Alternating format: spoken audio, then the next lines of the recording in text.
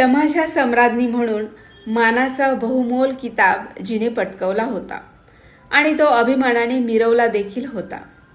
जिच्या घुंगरांच्या खणखणीत आवाजाने अख्ख्या महाराष्ट्राला वेड लावलं होतं. जिच्या लावणीचा ठसका त्या काळी अनुभवला नसेल असा एकही महाराष्ट्रीयन प्रेक्षक त्यावेळी नव्हता. अशी लावण्याची खाण, नृत्याची बिजली, तडफदार वाघीण, लाखो करोडो रसिकांच्या हृदयावर अर्धशतक अधिराज्य गाजविणारी, जिला जाऊन 24 वर्ष झाली तरी आजही प्रत्येक मराठी माणसाच्या हृदयात आपल्या नृत्य कौशल्याच्या जोरावर आपलं स्थान जिवंत अढळ ठेवणारी.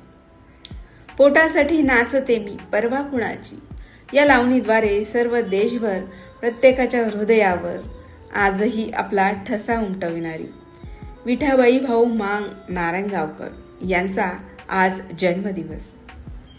तमाशा कलावंतांची पंढरी म्हणून ओळखल्या जाणाऱ्या नारंगावचा त्यांचा जन्म, म्हणूनच आयुष्यभर नारंगावकर हे आडनाव त्यांनी अभिमानाने मिरवलं.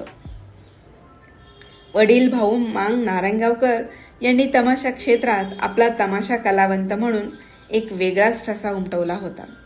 याचीच परिणिती म्हणून त्यांना शासनाकडून राष्ट्रपती पुरस्काराने गौरविण्यात आले होते. हा पुरस्कार घ्यायला आपल्या बापाबरोबर छोटी विठाही त्यावेळी गेली होती आणि हाच पुरस्कार या क्षेत्रात स्वतःचं कर्तृत्व सिद्ध करून त्यांनी आपल्या कलेची सेवा करून स्वतःही पुन्हा मिळवला होता. हे त्यांचं सर्वात मोठं यश होतं. धडाडी आणि दरारा हे त्यांचे गुण. या जोरावर त्यांनी खूप नावलौकिक आणि पैसा कमावला.